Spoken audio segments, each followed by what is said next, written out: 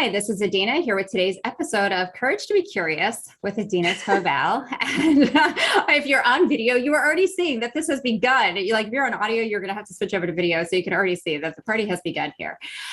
This week's episode, and we are in the month of talking about the power of questions.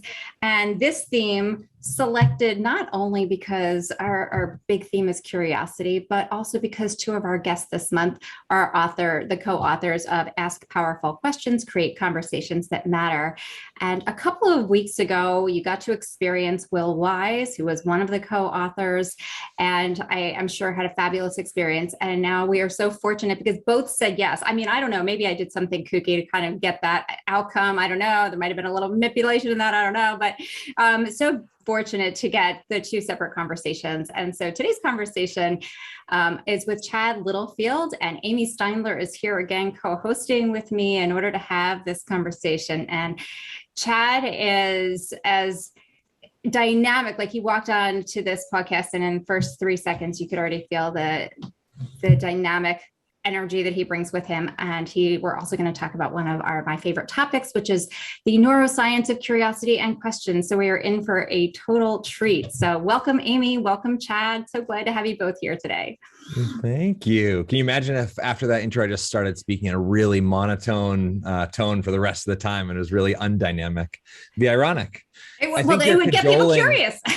I think you're cajoling to get me and Will both on was helped by the fact that you have the word curious in the name of your podcast. And I think both Will and I stand in the place, and I imagine you both do too, that we're like living in this place, this world where there is a national curiosity deficit, right? We can just say, hey, Google, and they'll probably answer us and give us an answer and kill that question right away. So anyway, I'm super excited to share. Thanks for the invite. Happy to be here. Sorry. You're welcome. And just a little bit on Chad for those of you who don't know who he is yet, but you will know him really well in the end of an hour or so.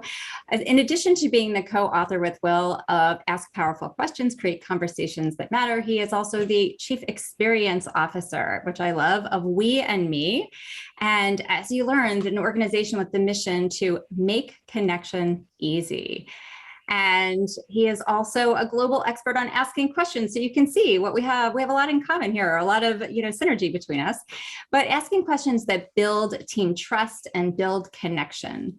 TEDx speaker, author, he's creator of We Connect cards, and he has a fabulous presentation on his YouTube channel. So check out the YouTube channel because Chad brings just a lot of dynamic energy to the teachings that he does there, and it's really fun.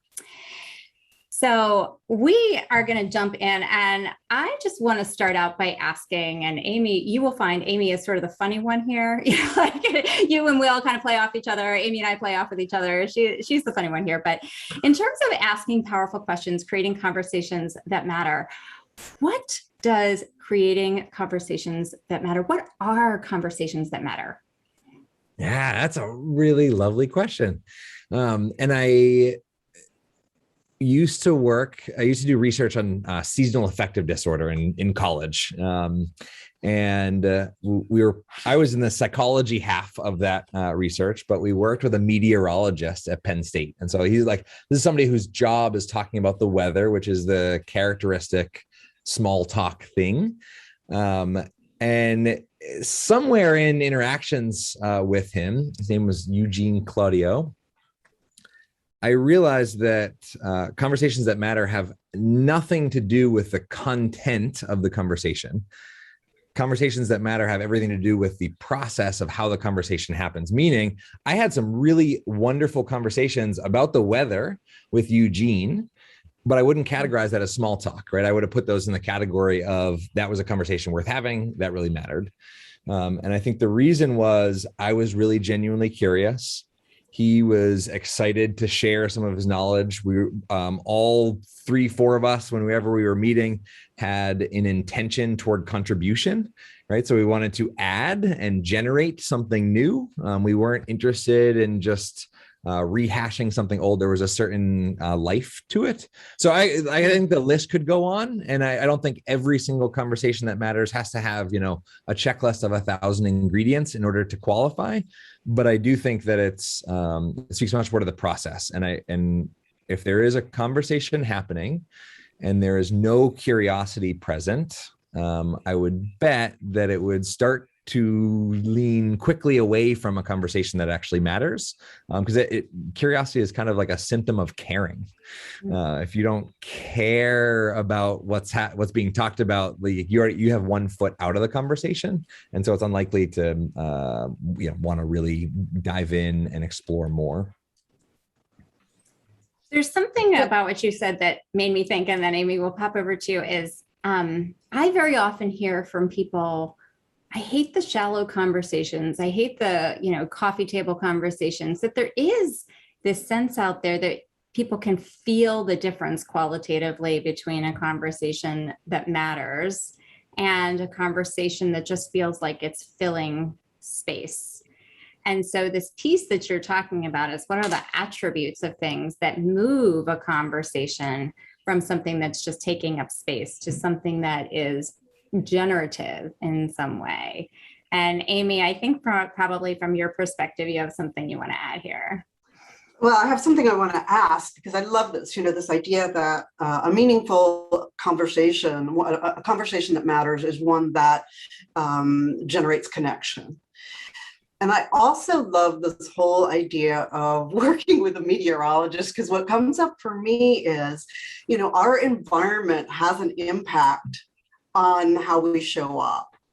So, Chad, in terms of, creating the environment, creating the conditions for a meaningful conversation, what would you say were the components? What's the weather need to be like for me to really show up?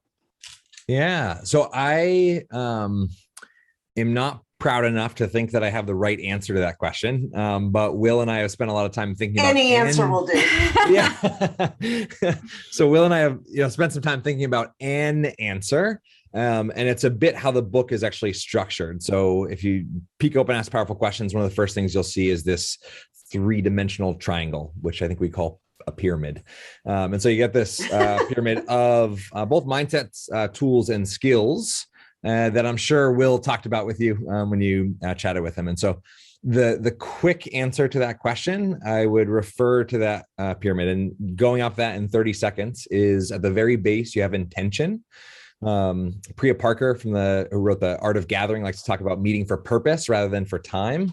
And I really, really love that. And I think if we were to converse for purpose rather than for filling space or filling time, the key ingredient to that would be getting clear about what your intention is and then sharing it with the other person and maybe finding out theirs.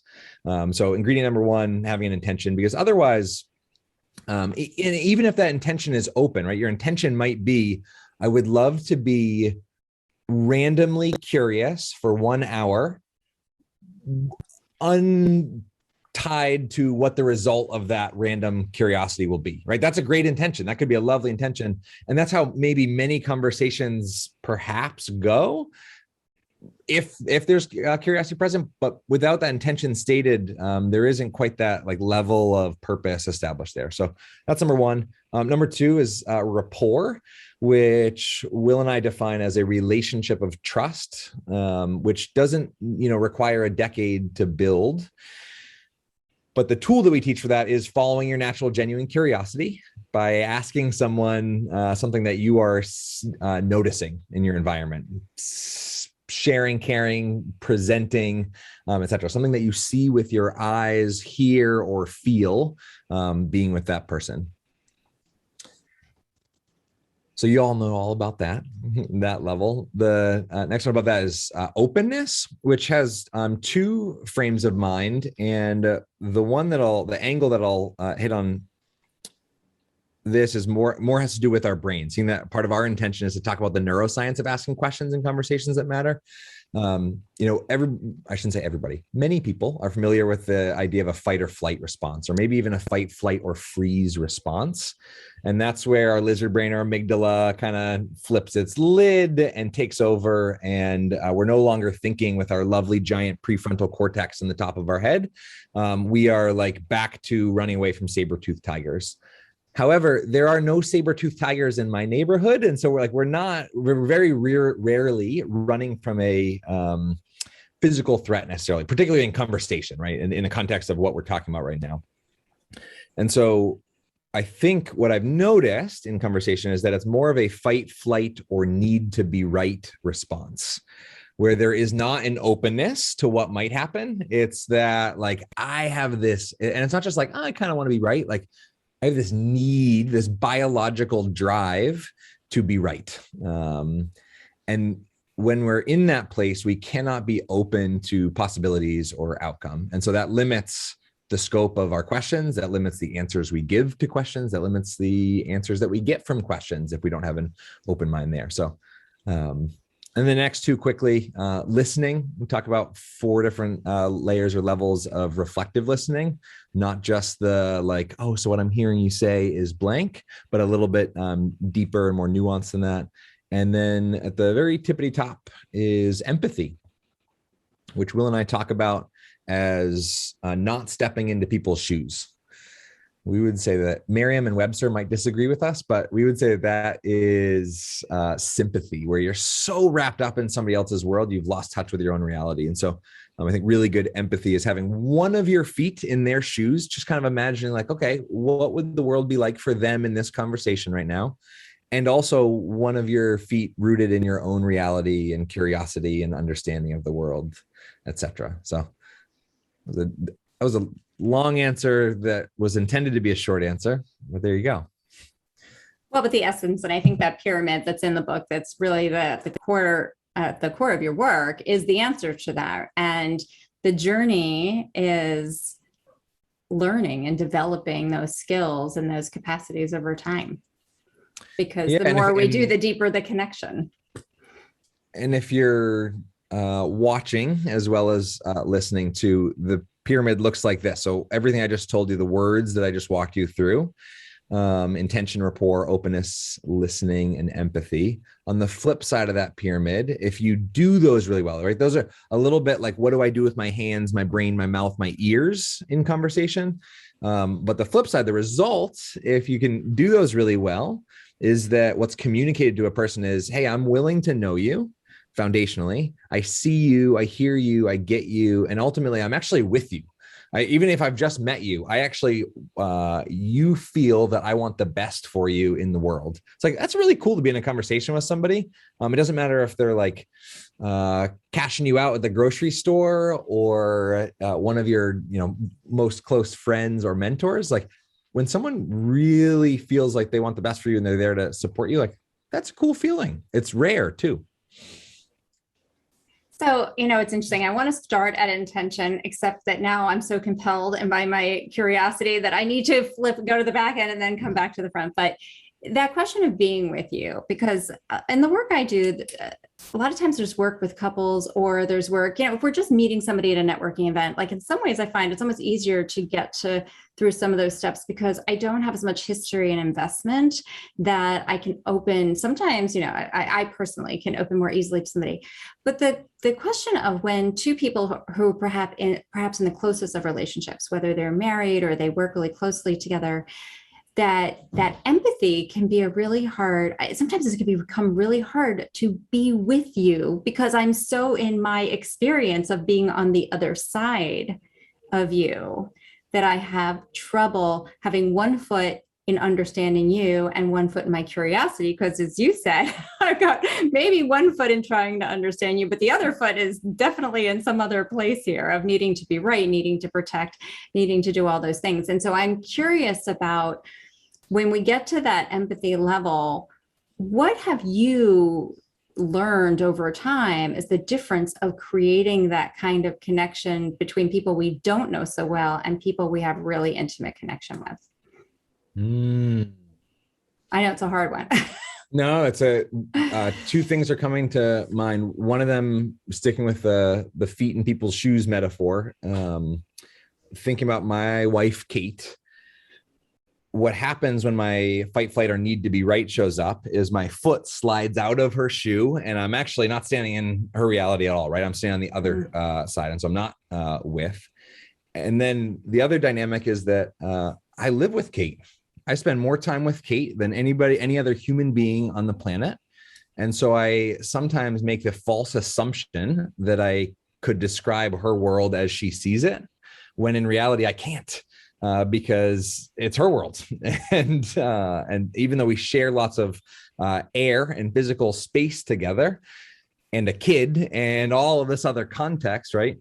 I don't know what the world is like through her eyes, through her lens, but sometimes I make the mistake of thinking that I do. And then the last thing that's showing up for me right now is Will and I talk about the spectrum of knowing to learning, right? So I think as we get taller and older, we know more stuff usually, right? We usually don't learn less stuff as we go on. We usually like accumulate knowledge throughout our life. And when we accumulate more knowledge, it shifts us from a mindset perspective into a mindset of knowing. I know a lot of stuff, and so I'm excited to offer this stuff to somebody else, as opposed to be on the other end of the spectrum with this really deeply rooted in the mindset of learning, which like, yeah, okay, fine. I know stuff. I've been alive for 70 years. I haven't been alive for 70 years, but some people have been alive for 70 years. And they've racked up a lot of knowledge, but to be able to make the choice to say, just for a minute, I'm going to set aside that lifetime of ungoogleable experience filled with knowledge and just be curious about that person. And I don't know if Will share this with you, but one of the things that he said about his relationship that's always really stuck with me is when he realizes he stops being curious about Heather, that is when his relationship is dead. It's over right then. Not permanently over, but there is no growth in the relationship. It's stagnated. Yeah. I'm going to pull that quote. I'm going to pull that quote out. Go ahead. That's perfect. Yeah, I'm surprised you didn't share that didn't come up, because I think that's a compelling realization that he's had that has allowed me, that quote or that idea has allowed me to pull my amygdala out of the need to be right multiple times, where I'm like, all I want to do is stand in my own reality and say, you're wrong, this doesn't make sense, let's do it this way, whatever the common reaction is. And is right before, or maybe right after I say that and fumbled and screwed up in some way, which is the more likely option, actually. Right after that happens, I get to pause and say, okay, whoa. What am I curious to know about how Kate's experience is going right now? And to be honest, if Kate was sitting here next to me listening to this podcast, she'd probably be like, yeah, you have some improvement that you could work on. It was like the irony of our own expertise too, right? Like teach people this and work with organizations and people all around the world helping with this. And we still need to practice it every single day and screw it up most days too. Yeah, I'd love to hear more about this also in a work context. So how do we approach that as a leader, as a team member? I think it was a previous client or customer. One of our card decks was from the Netherlands. I want to say Netherlands. I need to fact check this after the fact. But in Dutch, I believe the word curiosity translates a little bit, and this is actually multiple cultures, relates somewhat similarly to nosiness. And so at work, the dynamic that most commonly comes up, or the objection to connection in a workplace is, wait. This is work. We can't be curious about each other and each other's lives.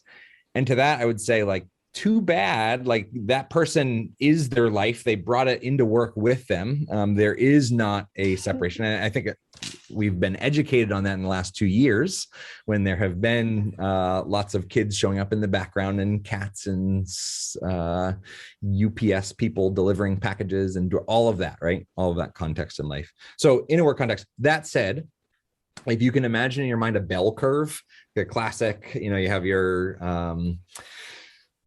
outliers on each corner, but most people, right, fit into a bucket. I think that the impact and value of connection at work lies on a bell curve. And I don't have this is the data to show this, as anecdotal experience working with clients, where there's a certain level of connection that's really optimal. But then I've also worked with organizations that have gone like way far, and they refer to their work culture as family, which can be charged for some people because some people don't have really great families, and they're like, I go to work to get away from my family or whatever, right? Whatever that dynamic is. And so certain level of curiosity. And I think that's where intention comes in, is what's your intention in this curiosity? Is it just to like mine me for all of my resources and leave me like an empty quarry?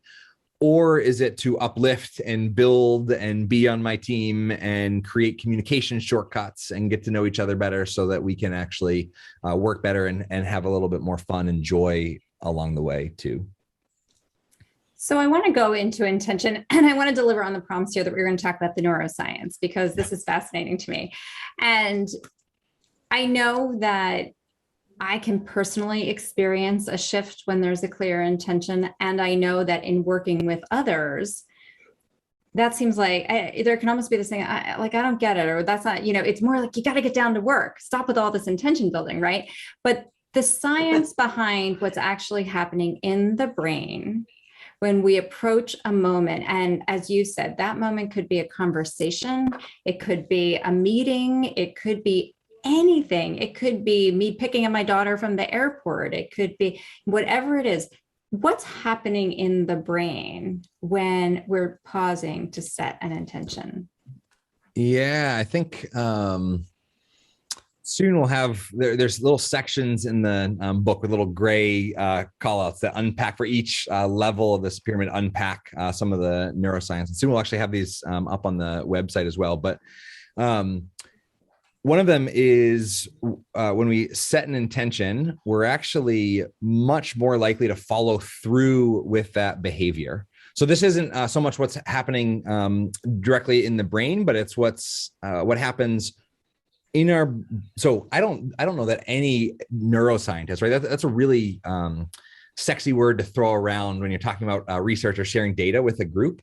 But I'll never forget, at a cognitive psychology professor in grad school, open up classes. First statement was, just so you know, I'm about to teach an entire semester on the brain.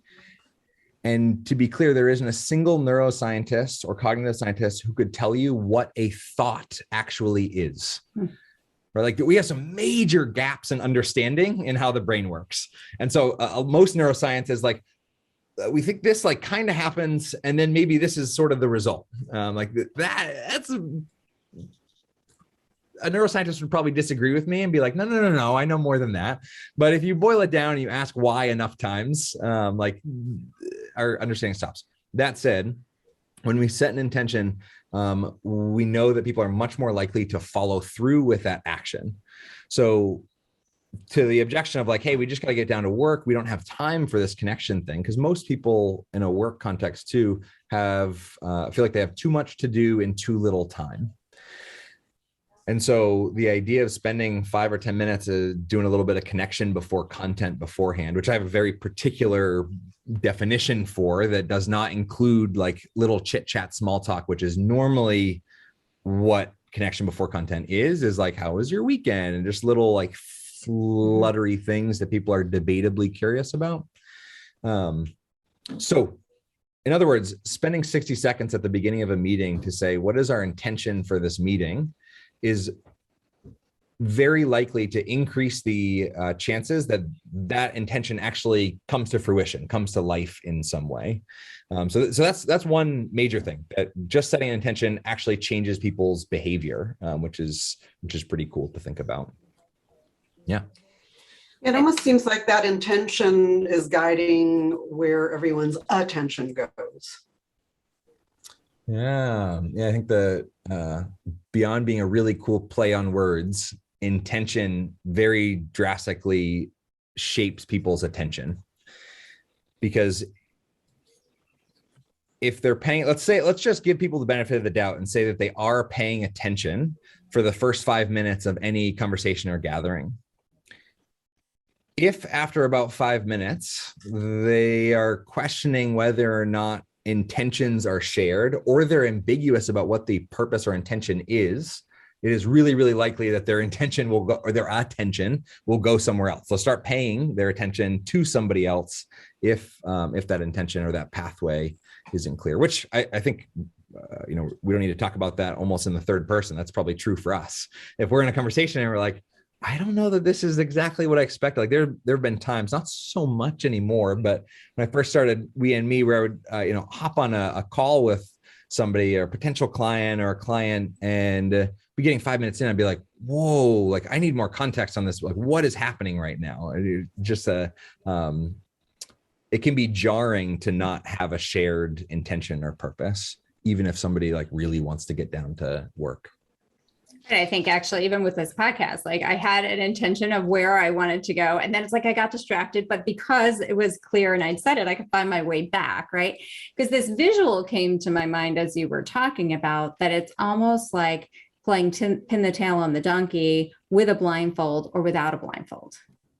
And if you're playing the game and you've got the blindfold on, right, the tail could end up any old place, right? And we've all played that as a kid and seen the incredibly funny things that happen as a result of that, very often not hitting the target, right? You take the blindfold off and it's much easier to put the tail. And, not that creative things can't come from seeing what happens when you put a tail on the nose of the donkey butt or something like that. But, in general, in our environments, when we talk about efficiency, if we have no intention and we're doing this all with blindfolds on, it ends up as so much less efficient a process in the long run. Yeah, that metaphor is perfect, right? It's like seeing where you're going versus running around with a blindfold on. And to maybe, I'm in me and Will's partnership and relationship, I'm the one that always wants to. Will's really, really amazing at focusing on who somebody is being rather than what they're doing. And he just has some gift to access many invisible things in a dynamic conversation, which I'd like to think I can do some of. But I'm also the person that leads a conversation. I'm like, what do I do with my hands? So that I love that idea and metaphor, and to take it even one step further into like, okay, so how do I take off the blindfold beyond just share an intention? Because that's a pretty broad call to action, actually. And so in the book, we break down a few different intentions. Two of them that I think might be useful right now to put this into practice. One of them is an outcome focused intention, right? So by the end of this meeting, I would love to have all of these details decided so that nobody leaves with any extra work to do. Right. The so that is really important because the first part of what I said is almost an objective or an agenda item. Like we want to get this done, the outcome. Adding the words so that to the end of any sentence, and you can do it multiple times, actually make a really long sentence. But when you add so that, it takes it one level deeper or more expansive and allows that intention to include the needs of others. Whereas if let's say I'm boss and I say, hey, let's get started. We need to get this done. That's great. I want to get it done. That's my need.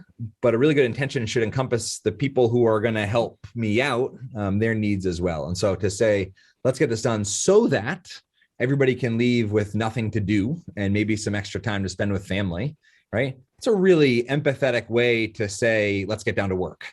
And very sincere too. So outcome focused intention being one. On the other aspect, and I really like this one for no matter what context you're in, but it's a commitment focused intention. So one that is useful for me, even like I mentioned to you before we started recording, that I'm interviewing somebody for the role of director of connections for We and Me. And I have a very bad habit, despite liking questions and helping Will write a book about it. I have a very bad habit of talking too much in an interview and like sharing, because I get excited. I'm like, oh, I'm bringing this person to the world, blah, blah, blah. I need to like slow my roll. And so let's just say that let's put this into practice. At 3 p.m. today, when I am interviewing Heather, my intention will be to listen more than I share, and to really listen in a way that's uplifting her rather than listening to like check boxes and see if she fits or not for this interview. There we go. Beautiful. So commitment focus, as a leader, if you make a commitment focused intention to somebody, it allows your peeps to kind of keep you in check too, to say like, hey, remember how you had kind of spelled out this intention? I'm not sure that's happening right now. So it's almost like there's the difference between what we want to do and how we want to be, right? How do I want to be in this interaction with Heather versus what do I want to get done? Yeah.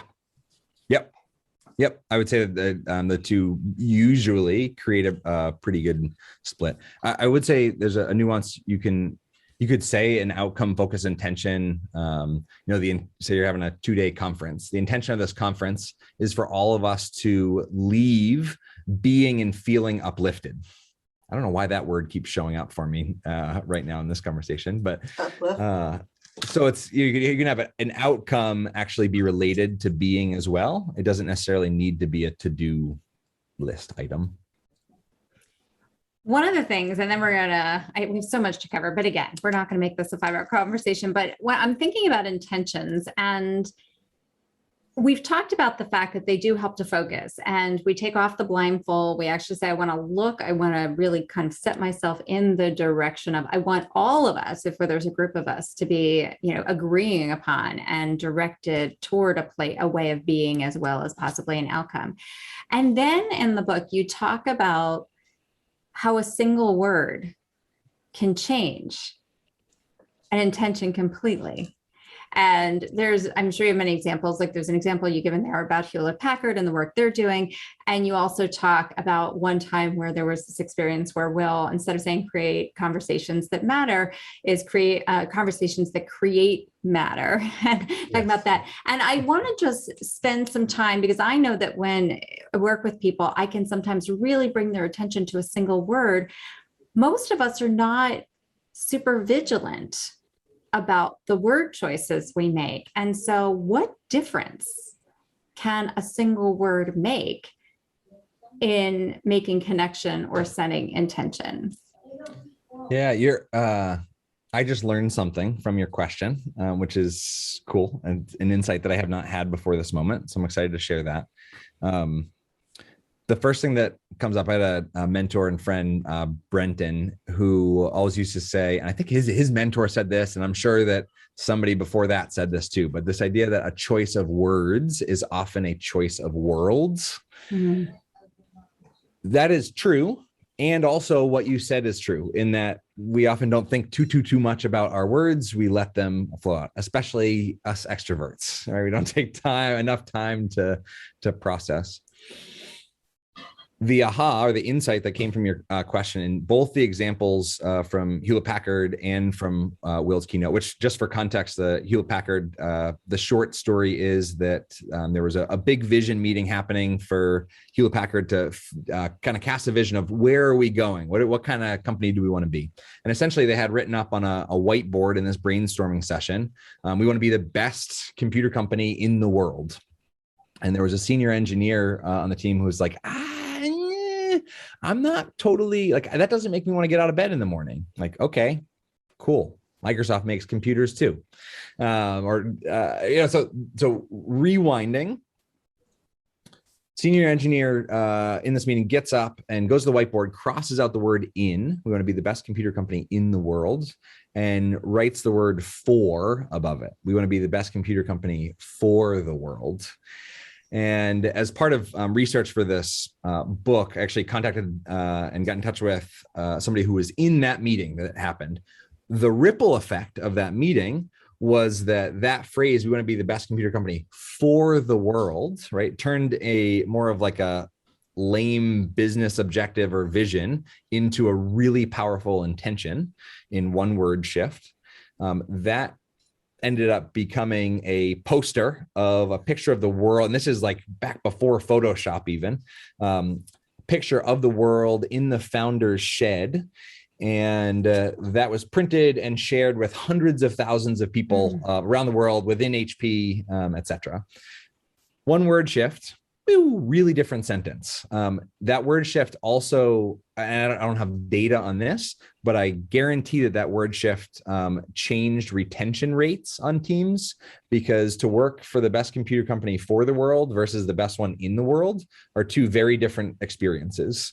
One has tied to a higher level purpose and intention. One is like, we just want to make a little bit more cash.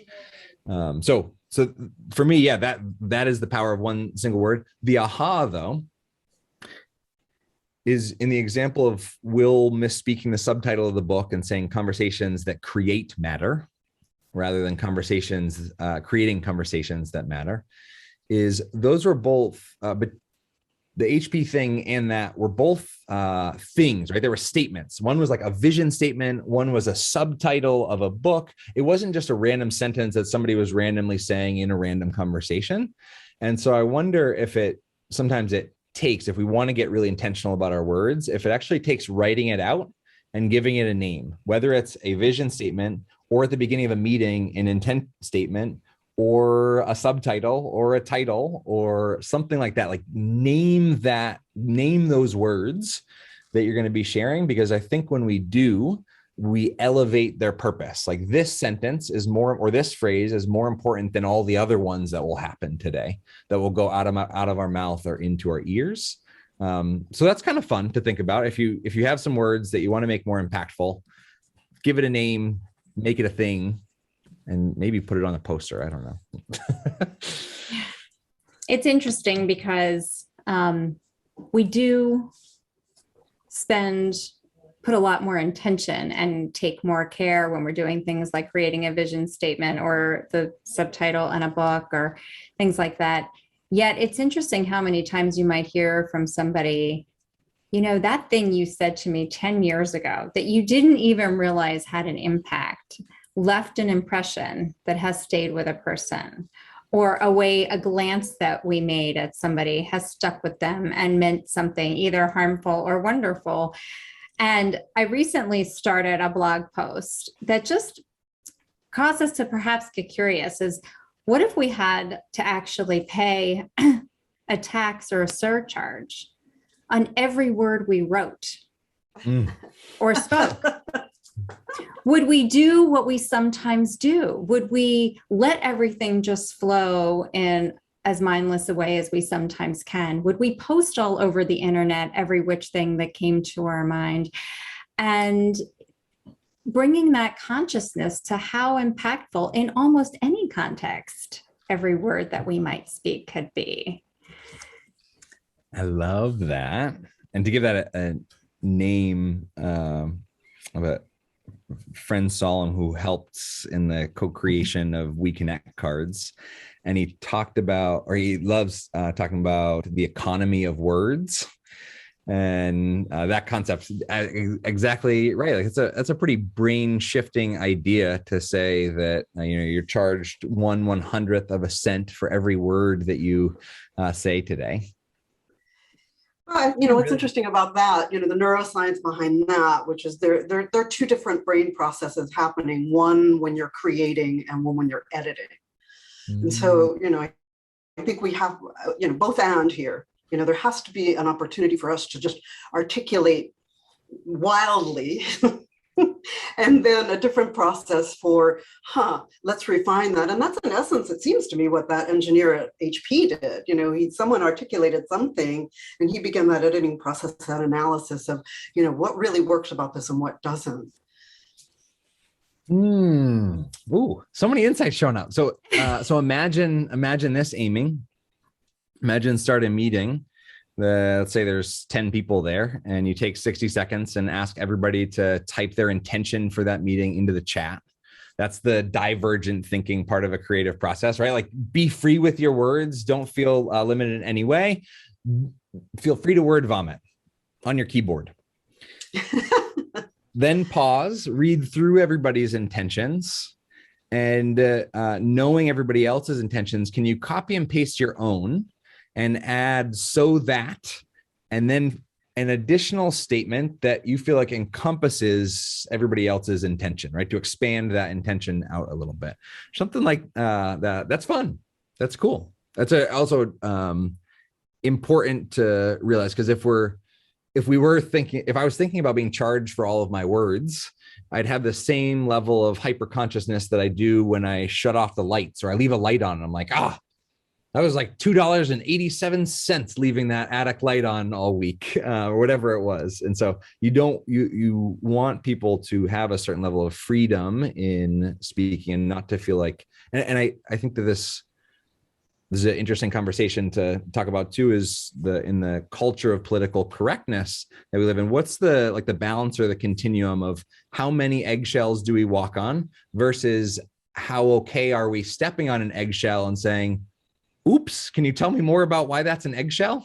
And learning. And I don't have a real strong opinion one way or the other, but I know now that there kind of is a tax on our words, organizationally, especially, right? And the tax is you might end up in HR if you say the wrong thing, or if you're in an interview, you might not get a job, right? There are actually lots of contexts where your words are taxed, just in sometimes non-monetary ways.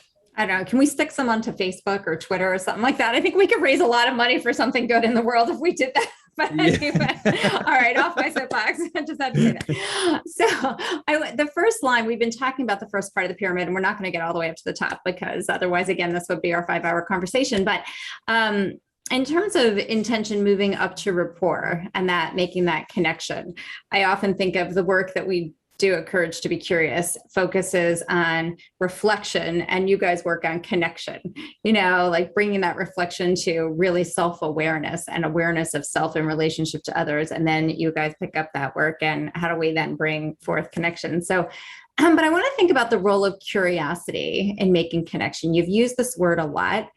And let's say we're all born with it, right? We all have this sense we're born with it. And when we're kids, we're running around with certain kinds of curiosity. It's what we naturally come out of the womb with. And what happens to that curiosity, or what makes it so important to the connection process? And then what happens to it over time? Where does it go? Yeah,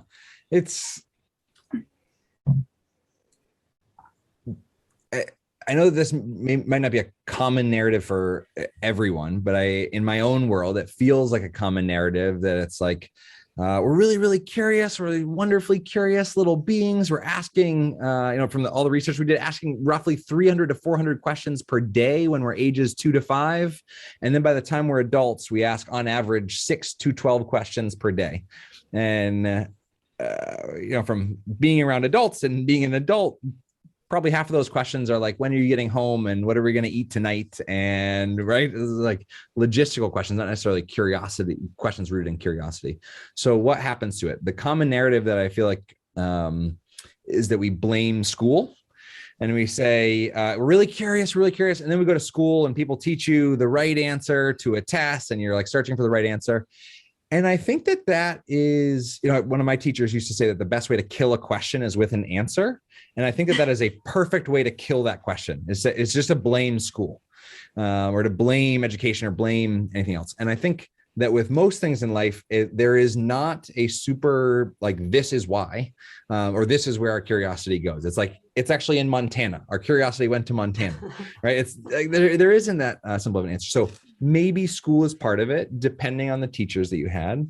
I think that one dynamic, going back to an earlier part of the conversation, is as our knowledge accumulates, we kill more and more questions. So let's say there's 1 billion potential questions we could ask within our realm of knowledge in our little lives on Earth. So there's 1 billion potential questions. And as we get older, we keep crossing them out as we find answers to them. And so when Otto, my son, asked me, why is the red light red? And I say, it's so that cars stop and don't crash into each other. Whoosh, cross, or more likely, why gets added on, and we cross out 17 more questions that are follow-ups to that. But if you think about it, like, I don't think we're ever going to get near close to crossing off 1 billion, but our brains can't actually comprehend 1 billion. So when we cross off about 10,000 questions, let's say, as we grow up and understand the world more, that feels like there's less questions to be asked because we've asked so many of them. We understand so much around the world. And so I wonder if our curiosity is actually just sitting in the basement with the other 999,999,000, et cetera, questions that we haven't asked yet. So I don't know. Truly, I don't know the answer, but I think that those are two variables that play into the curiosity deficit or our curiosity going away. Because I do agree that largely it's gone away. This makes me wonder, and we're not going to answer this today, but, it makes me wonder about the nature of understanding. What makes us decide, okay, we know, what is the nature of that? So we'll leave that for the neuroscientists, or the philosophers, but it makes me curious. But at what point do we say, okay, check, is there something going on in our brains that makes us feel like I have full understanding of this and need go no further? I don't know. This is, Amy, I think this is one of the most profoundly interesting things that is 99% of our awareness never even travels down this path, but it is with any scientific discovery. If you ask why, just a couple times, a couple layers down, the smartest physicists, aerospace scientists, neuroscientists, et cetera, have no answers. Like literally just a couple layers deep. So oxytocin floods our brain. We feel more love. We know that we hug somebody for 14 seconds. Oxytocin gets released. But so why does oxytocin get released? Okay, a hug. Why does skin touching skin release oxytocin? That doesn't oxytocin's in our brain, but skin's over right. So just a couple, and people smarter than me can go a couple layers down, but there's pretty quickly you hit a ceiling where someone, if they're really honest, is going to say, I'm not. I mean, it's all about the species surviving and continuing. It's all about self-preservation, I think, ultimately. Yeah. Yeah. And yeah, right. Do we really need to know the fact that all my skin cells in my hand are stuck together and they're not floating off into space? Do I really need to walk around the world knowing why that is? Or do I just need to pick up my coffee so I can drink it in the morning?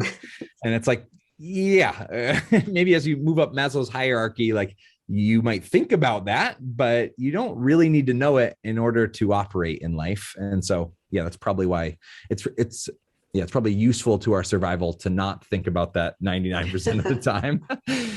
Yeah. There was a phrase that you just used at the very end of that exchange where you said operate in life. And that combined with something that your previous comment or discussion kind of led me down this path of what is the purpose of our curiosity? And when might we actually start to interpret that the purpose of our curiosity is to gather enough information to be able to operate in life, as though that is the end goal of it. In which case, then I only need to get curious enough to accumulate what I believe I need to operate in a particular situation. And I was thinking about it because when you talked about your son asking you about why the light is red, and you answered, as I absolutely probably answered the same question to my daughters, which was, because people can stop and we can travel safely. And then I thought to myself, if I had been trained differently then, if I thought about this, and if the goal was not to give information to help us operate in life, but the goal was actually to keep cultivating curiosity, how else might I have responded? And I thought to myself, I wonder what might have happened in my own kids' development if I had responded in that moment. What do you notice happening each time the light turns red? And if I had continued to set my kids on a path of engaging their own investigation rather than filling the blank of an answer, which I didn't do, by the way. And I noticed the impact on my own kids because I didn't do that then. And I also noticed the impacts in my own life. There's certain places, like to your point, okay, we might be an expert in this, but it doesn't mean we've got it all figured out and we do it all the time. There are places where I recognize that my curiosity is my default go-to. And then I realize there are places where the answers and the filling in the information needing to know is where I go to. And, as you were talking, I think that just sort of got me a little curious is our curiosity for the function of being able to operate, or is that curiosity same as in a curious mind? Tell me the author of A Curious Mind, who I'm blanking on right now. Ryan Grazer, right? Is it simply for its own purpose? And as I think it's attributed right to Albert Einstein, curiosity is its own reason for existing, right? So it's just what prompted my thinking. So here's a very in this very moment, when you ask that question, what's the purpose of curiosity? I notice I'm looking at myself or peek down on myself on camera, and I just had this huge grin on my face in this conversation. And we're a little bit after the top of the hour. And to be honest, I came in with the intention of I have a little bit of 6 dumpster fires going on in my life outside of this, and work, and there's a basement flooding. And so I was like, I'm gonna get off. This is gonna be a shortish podcast, and then I'm gonna get off. And I found myself just sitting here smiling. And then you ask that question, what's the purpose of curiosity? And my whole being and my gut just went to create joy. When you're really curious right now, my wife woke up an hour and a half ago. I was on the phone with her, and she's like, "You sound really stressed. You should just hang up with me and go meditate," which I did before we hopped on here. And but just the aha here, I'm relearning. I know this, I knew this, but I'm relearning that really genuine curiosity, which, by the way, I attribute Amy and Adina to your absolute brilliance in curiosity. You should have written Ask Powerful Questions. You're just really, really, phenomenal askers and listeners. And so, and the result of that for me right now is joy. So it's just a major gift. Thank you. Well, I think that is a beautiful transition to how we typically wrap these up. Let's leave each other with doses of joy, because I think, as we shared before we got on, one of the things we like to leave with is let's just ask questions that are genuinely curious to each other. And I'm going to imagine that we ask those questions today, that what we're doing is we're making up offerings of joy to each other in asking those questions. And I will say, Amy is actually quite spectacular at this activity and asks questions that every single time make me burst into that smile. And so, Amy, I'm going to let you begin the activity today, because you are so spectacular at this. Oh, you're so kind. So, Chad, I am curious. You mentioned the word uplift a few times today, and you even noticed that you used that word a few times. And so what is it about uplift that made it worth mentioning today? I probably need to meditate after this conversation in order to answer that. But I think my wife's coming up a lot in conversation today too. But naturally, we're married and we talk about work and each other's days often enough. And sometimes that feels like I'm almost sharing about my day because that's what that's what you do over dinner. But the other night, sometimes, right? But the other night, she was listening in a way that the conversation didn't sound that different, but it felt so different. And I think there was a certain level of, I felt very uplifted. And I think the reason may have been Kate's intention, right? Just really, really there. But there was also this, it was the third type of intention that we didn't talk about is a future focus intention.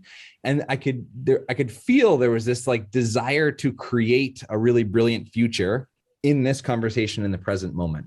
And so I think uplifting, I don't know if it's just a vertical uplift. I think it's also a lift forward towards something else. You're actually helping someone go somewhere, wherever that is they want to go, whether that's to a more joyful place, or just to the next step in their career, or to get unstuck from where they are, whatever that is, just that forward motion, partially sparked by the future focus intention of listening, listening in a way that changes what people say and what people actually do. It almost sounds like it's one of your core values, right? To uplift and feel that, what that feels like when you're doing that. Tell me where I'm wrong. No. My my confused look, or my face was actually saying, this morning, as I'm thinking about hiring this person, I'm thinking about, we have values that are written down in a variety of places, but if I were to just really quickly say, here's our values, what would those be? And I think you might be right. That my intention is absolutely to uplift the leaders and educators that I get to work with. Awesome. Do I get to go next, Yes. Adina, or how does this work? Yes, go ahead. You get to go next. Ask somebody a question. So one of my favorite questions that's not on We Connect cards, and I'm actually genuinely curious about this because I don't know a ton about your world outside of this podcast, Adina. And so I know some, I don't know a ton. And so I'm wondering what has been in the last, let's bring it to recent times. So in the last week or two, you could scale it out into August if you want to think about the month. What has been a highlight, a low light, and an insight for you in the last month? Oh, okay. Well, I'll start with low light. We'll get that out of the way. So the low light has been, I think I've shared with both of you that my mom has been pretty sick. And actually, according to research, that what she has, which is post-herpetic neuralgia complication after shingles, is categorized as literally the number 2 most painful thing that a body can experience. And it's only behind number 1, which is a similar ailment, but from a different disease. Oh, wow. And so I have been, watching her for the last week go into episodes of just excruciating torture pain. And you're just able to sit with somebody you love and just hold them while they experience it. So that has been really, really painful. And I would say that's probably the low. I would say, the powerful thing that is related to that is I have a dear friend, a best friend who literally became like almost an adopted sister, but how often that you have a friend who will actually come in, because I don't typically live close to my mom. As you know, Chad, I moved out to the other side of Pennsylvania. And so I live 6 hours away from where my mother is right now, except now I live with her. But before I got here, to have a friend who's willing to step in and say, I will be you, and I will go and I will be there and hold your mother, and I will take her to the emergency room, and I will do all of these things, in your place. That is a wild gift. That is a wild, wild gift. So, to talk about a highlight, of those 2 things. And I remember one of the teachings I value most from somebody was to say how humans can hold 2 totally competing emotions at the same time. And so you can have such deep sadness and such deep gratitude and, feeling that you've received such a deep gift at the same time in the same moment. So that's been wonderful. And, I think that insight of what I've been thinking a lot about, I guess we'll say, is the human experience and what is it that makes something a life, and when, who gets to determine what makes life meaningful and what makes it, what makes us able to be present to it. So I don't know that I have an insight, but it's the things I've been sitting with this week. So sounds like sitting with them is insightful in and of itself, actually.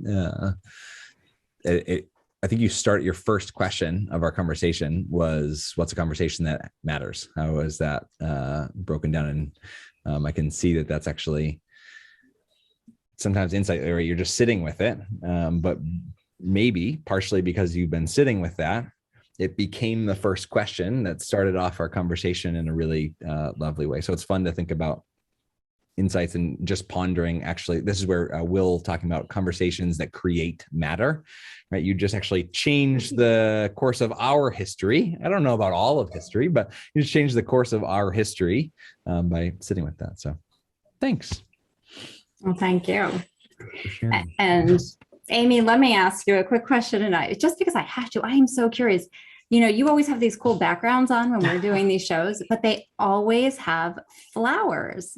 So tell us something about your relationship to flowers, because every background you have has flowers in it. Yeah, I mean, I think it's my relationship to beauty and growth and, you know, things that are just absolutely astonishing. Like this exists. Like there's an organism on this earth that can create these purple leaves and also have a fragrance. This happens to be the wisteria vines growing in my outdoor shower. So this is what I see when I'm taking a shower. And so, yeah, it's about bringing beauty, which really, you know, sounds kind of, I don't know, trite, but for me, I'm realizing how important that is to me. You know, I was thinking when you were talking about highlights, you know, the highlights of my life are always looking out my window into my garden and seeing something growing there, or seeing a hummingbird outside my window. Just those simple moments of beauty that bring me as much joy as Chad gets out of his curiosity. So I think almost more than anything, this conversation, I felt it a lot, which is just, wow, the power of questions. I mean, I ask questions all day long. I know, Chad, you do too, and Amy.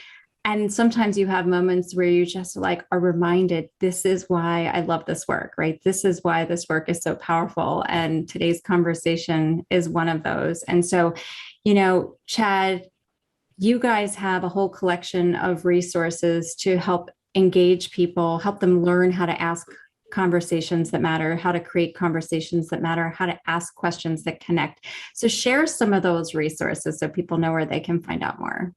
Yeah, sure. Before I share that, I'll share a resource that I didn't create. I can't remember the guy's name, but based on what you just said about flowers and plants and that small joy, Amy, there's a new documentary called Fantastic Fungi.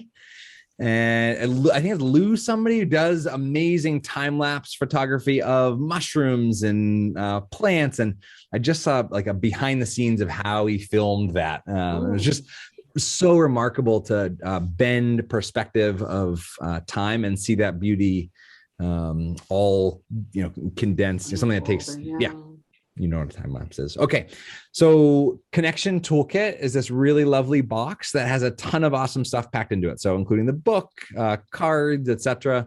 And I think information should be free, and experiences and actual like things you can touch is how I feed my family and pay a mortgage. And so if you go to weand.me/ideas, so weand.me/ideas, you can get a free digital version of that Connection Toolkit or a whole bunch of free resources. And then on that same website, you can check out the actual physical Connection Toolkit, books, etc. If you Google Chad Littlefield, you'll find a Chad Littlefield who was murdered a few years ago. It's not me. I'm still here. So add we and me to the end of that Google search, and you'll find a whole bunch of other stuff too. You can do the same on YouTube.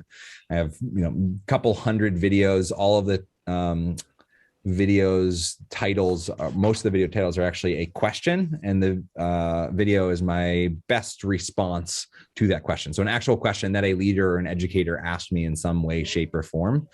Yeah, there you go. weand.me. weand.me. And so we hope, as we do every single week on this podcast, that we inspire your own curiosity as a listener, that we inspire you to explore what it means to show up to life, to relationships, to leadership from a stance of curiosity, and to really expand your repertoire in asking questions. So you've got great resources, Courage to be Curious. This is why we produce question cards too. Let's all go out and create more curiosity together. And this was such an amazing finale to the month on the power of questions through September. So thank you, Chad, and thank you, Amy, for making this such an incredible experience.